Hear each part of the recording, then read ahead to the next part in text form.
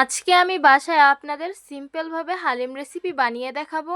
বাড়িতেই যদি এত সহজভাবে হালিম বানানো যায় তাহলে কেন বাইরে থেকে কিনে খাবো। তাই আপনাদের জন্য খুবই সহজ একটি রেসিপি নিয়ে চলে আসলাম। এত কথা না বাড়িয়ে চলুন রান্না করতে চলে যাই। আমি এখানে পরিমাণ মতন গরম পানি করে নিয়েছি। রেডিমেড হালিম মিক্সটা এখন দিয়ে দিব।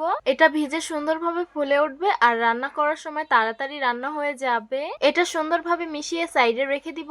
তারপর চুলায় একটা পাত্র বসিয়ে দিয়েছি। পরিমাণ মতন তেল দিয়ে দিব, কুচিয়ে রাখা পেঁয়াজগুলো দিয়ে দিব, তারপর সুন্দরভাবে নেড়ে মিশিয়ে নিতে হবে। পরিমাণ মতন আদা রসুন বাটা দিয়ে দিব, স্বাদ মতো লবণ দিয়ে দিব, গরম মশলা তেজপাতা দিয়ে দিব, সামান্য পানি দিয়ে দিব, হালিম মিক্সের 2 নম্বর প্যাকেটের মশলাগুলো দিয়ে দিব। তারপর মশলাগুলো খুব ভালোভাবে কষিয়ে নিতে হবে। তো দেখতেই পাচ্ছেন আমি মশলাগুলো খুব ভালোভাবে কষিয়ে নিয়েছি। ধুয়ে রাখা গরুর ছাটিগুলো দিয়ে দিব, তারপর সুন্দরভাবে কষিয়ে নিতে হবে। হালিম কিন্তু গরুর ছাটি আর গরুর নল্লি দিয়ে খেতে অনেক বেশি ভালো লাগে। সামান্য হলুদ মরিচের গুঁড়ো দিয়ে দিব, তারপর সুন্দরভাবে নেড়ে নিব। তারপর পরিমাণ মতন পানি দিয়ে এগুলোকে সিদ্ধ করে নিতে হবে। এই তো আমি ছাটিগুলো সুন্দরভাবে সিদ্ধ করে নিয়েছি। ভিজিয়ে রাখা হালিম মিক্স গুলো দিয়ে দিব, তারপর সুন্দরভাবে নেড়ে মিশিয়ে নিব। পরিমাণ মতন ঝোলের পানি দিয়ে দিব আর বলক আসার অপেক্ষায় থাকবো। গোটা চারেক কাঁচামরিচ দিয়ে দিব।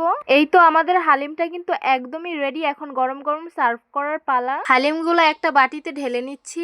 উপর দিয়ে শসা কুচি দিয়ে দিব, বিলাতি ধনিয়া পাতা কুচি দিয়ে দিব, কুচিয়ে রাখা পেঁয়াজগুলো দিয়ে দিব, কুচিয়ে রাখা মরিচগুলো দিয়ে দিব, 1 চামচ ধনিয়া গুঁড়ো দিয়ে দিব, পরিমাণ মতন চিলি ফ্লেক্স দিয়ে দিব, স্বাদ মতো জিরা গুঁড়ো দিয়ে দিব, পরিমাণ মতন বেরেস্তা ভাজা দিয়ে দিব, 1 চিমটি বিট লবণ দিয়ে দিব, লেবুর পাতলা স্লাইস দিয়ে দিব 2টো। হালিমগুলো পুরি দিয়ে খেতে কিন্তু অত্যন্ত সুস্বাদু লেগেছে আমার কাছে। তো কারা কারা হালিম দিয়ে পুরি দিয়ে খান তারা অবশ্যই কমেন্ট করে জানাবেন। তো আশা করছি আজকের ভিডিওটা আপনাদের কাছে অনেক বেশি ভালো লাগবে আর সহজও লাগবে। তাহলে আজকে এখানেই বিদায় নিচ্ছি। সবাই অনেক বেশি ভালো থাকবেন, সুস্থ থাকবেন। আল্লাহ হাফিজ।